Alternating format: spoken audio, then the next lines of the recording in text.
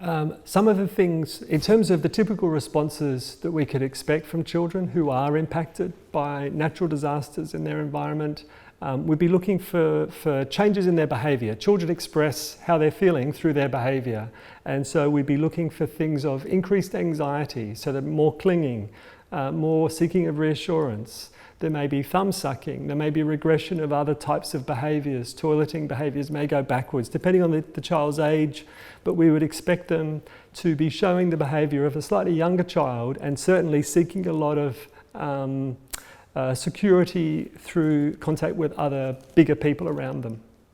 One of the things we're aware of is that not all children will be impacted by events in their environments. And that we therefore need to look out for those who are most affected. Sometimes it's the ones who are crying and doing a lot of sort of anxiety type behaviours, but equally we need to look out for the quiet ones, the ones that are withdrawing, the ones that aren't shouting out but are just sort of quietly sitting by themselves, because in fact those children could be even more impacted than the ones who are expressing their distress. So in terms of thinking of bushfires as well as other natural disasters, we can think about the impact that this does have on a child's sense of safety and security. The extent of the impact will depend on the circumstances for that particular child and their family. Some children may have had a loss of their house, their home.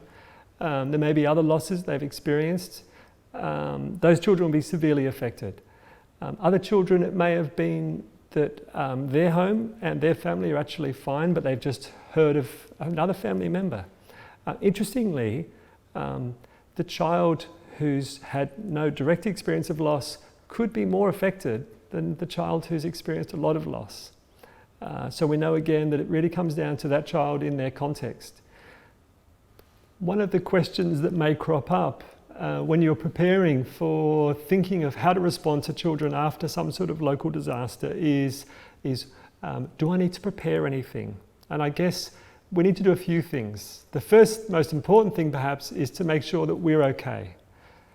Do we need to seek some assistance ourselves? Are we feeling calm? Because if we're not feeling okay ourselves, no matter what we say, we will communicate our distress. And children pick up a lot on the non-verbal behaviour of those around them in terms of, is this safe or not safe? So first thing we need to do is make sure that we feel okay. We can then think about some of the other practical steps in terms of different types of activities that might be helpful for children to process. So we might think of 2 or 3 extra little activities we could do during the day that would engage the children and allow them, if they wanted, the opportunity to explore their experience through play. So if we're looking for typical responses, we know that children cope with traumatic events in different ways, and there's no real typical response. Younger children are often not able to express their feelings in the same way as adults do, so this is often manifested as behaviours. So as educators, we're really looking for a shift or a change in behaviour as a telltale sign that children are experiencing stress. So we're looking for changes in appetite, so a child who might become particularly fussy, or regressions in behaviours. So developmental skills that were previously acquired, such as toilet training, you may find that they start wetting their pants again, or a baby who is crawling might just go back to sitting. Children often are more likely to experience generalised fear, so they were fearful that something bad will happen to their family or to you as their educator. They might just develop a fear of the dark or of monsters. We often see children relive the trauma, and this often happens within the context of traumatic play or the constant recounting of an event where they continually talk about bushfires. We often see stress manifesting as a lack of responsiveness or disengagement, so children will withdraw from other peers, or we see a lack of eye contact or restricted play. You can also see increases in irritability or aggression or tantrums amongst children. Children can also become sad and withdrawn, so we see heightened anxiety or separation issues around clinginess. And for those who are transitioning to preschool for the first time, this might be particularly magnified. We can also see stress manifested as decreases in communication or a lack of verbalisation amongst infants. Finally, sometimes children will show an increase in physical complaints. So they might talk about having earaches or stomach aches or other kinds of physical ailments, which are an indication of stress. Children experience traumatic events in different ways, and there's no real typical way of exhibiting stress. But as educators, there are a number of things that we can look out for that give us a pretty good indication that children are experiencing some level of stress. Now remember, if you see these behaviours, it's important not to assume that it's related to the bushfires or other natural events, but it is telling you that there's something not quite right going on in that child's life. I think the fire really impacted our children's sense of security and safety because it's such a chaotic time. People are acting in ways that maybe they've never seen. Maybe they've never seen their mother cry or get very anxious or very distressed or very fearful. I think we had families who left their partners and went to Dubbo or went to another big centre, and because the power went down, there was no communication for 3 or 4 days, and so there was families that didn't know whether their father was okay for 3 or 4 days. That would be a terribly stressful time. I think the experience for the children of the fire was no doubt extremely stressful. Very chaotic. Everything that was normal, I guess, was just taken away, like very, very quickly. There was not much preparation time, just with the way the fire moved and the weather conditions, and so then the events that led from that. So we're only talking about it today, weren't we? We had families who were without power for 3 or 4 days, and so they were in a house with very little communication, in a house without their fathers primarily, because they're all rural firefighters, and so yes, that would have been frightening. Very we have noticed very, that, haven't we, Jo? That when the power goes off here, you'll get this. Why is the power off? Why is the power off? And only today, there's when we're a sense of alarm, that in the children that might one time be a little bit exciting, but it's now quite unnerving. Yes. I don't think we found that there was a predictable response to these fires.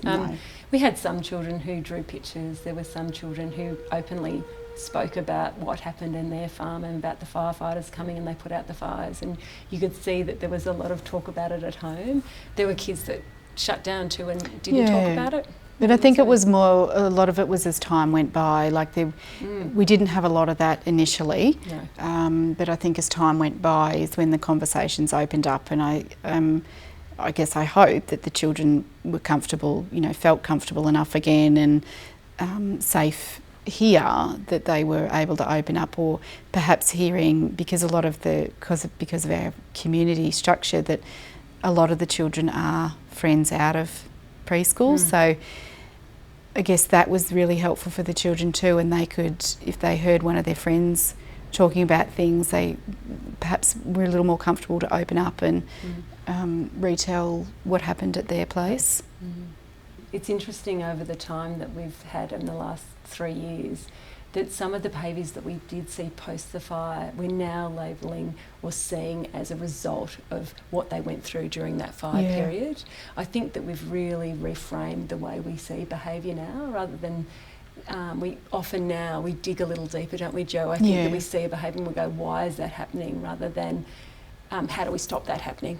Like, why is that happening? So we're only talking about it today, and we're like, oh, I wonder whether that was a result of this experience. And you would see that there are a lot of the controlling behaviours and the defiance, and I would say the hyperarousal. I think so, and I think that thinking about a little boy that started after the fires and his separation anxiety that he had, and also some controlling behaviours that we saw with him at times as well, and not actually really understanding until not all that long ago what the situation was like for him and his family when the fire came through, and how they evacuated. And so perhaps we thought we knew the family very well, and I still think we did, but there's always those conversations that don't get had perhaps, and that was obviously one that didn't happen for a couple of years later, that we weren't aware of how that panned out for them. And and thinking about that, you know, highly likely that that's his anxiety.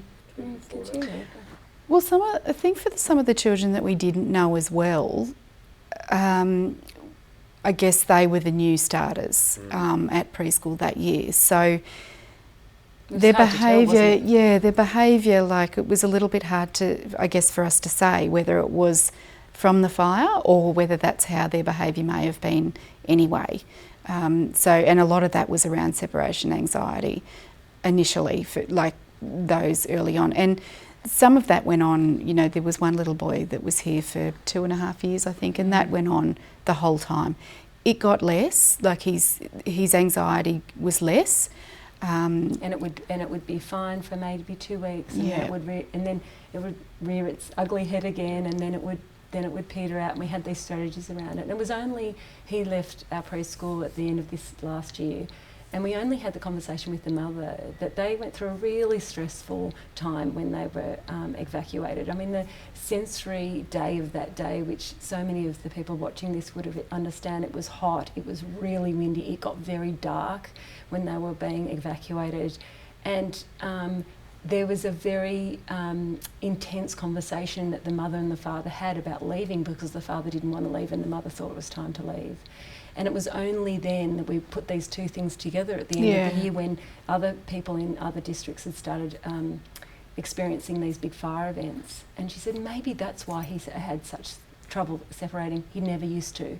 And he was 2. So, you know, it's a really good reflection, I think, Definitely. to say that these things can continue on, putting strategies in place that will know that we need to, you know, scoop these kids up and say it's okay, and provide those very structured routines around separation, and really good, secure, meaningful relationships have been the key, I think, Definitely, for us. yeah.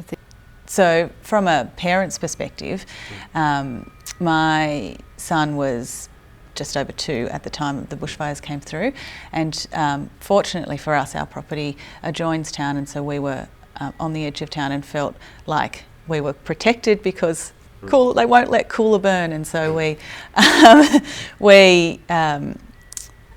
didn't suffer any loss of our livestock or property or anything. So we felt incredibly lucky because of that, and we didn't evacuate either. So yes, we were lucky because we weren't directly affected by it. However, I can see that there were impacts, and even though my little boy was only 2, he still absorbed what was going on. He always, and I was saying to Kirsty, I don't know if it's just because you're on a farm and you know that smoke is a bad smell, but now whenever there's a smell of smoke, there's smoke. And I think the educators have noticed that at preschool too. In winter, you know, there's wood fires burning, I can smell smoke. And it's that instinctive, something's not right, I can feel that. We've seen kids be very alerted, especially so mid-term 4 when the fires started in New South Wales. We had smoke come through our community, and we had, so all of these children who were going to school next year, or this year, just as started today, they were like hyper alert, saying there's smoke, is there a fire? And we were so surprised because they were 2 or 2 and a bit. They were very young. So it's almost 3 years later. Yeah. So and it does have a significant impact on their reactivity to those kind of things. And then we don't watch the news with them, but you always hear snippets of news on the radio or the TV or pictures and things, and it's that heightened sense of where's the fire, are we okay, is the fire near us, is it near our family? And the other thing is when we have fire drills here, getting back to, to the normal everyday thing, fire drill. Is there a fire? Why are we doing this? How does it look and sound and feel? And is this something that's going to make me feel like I'm back there again? And we did change our fire evacuation to an emergency evacuation, and we did it quite purposely after we used the word fire, after we did our first evacuation after the St Ivan fire, and we noticed that when fire engines go past in that year, there was all the children stopped playing, and they like little meerkats, like what's going on, and so we had to be a co-regulating person, saying it's okay, it's the fire trucks going through town, everyone's going to be safe. And so we were quite it was quite interesting how children react after And an and incident like that. carried it on. You know, For years later. it's still a live experience in their mind.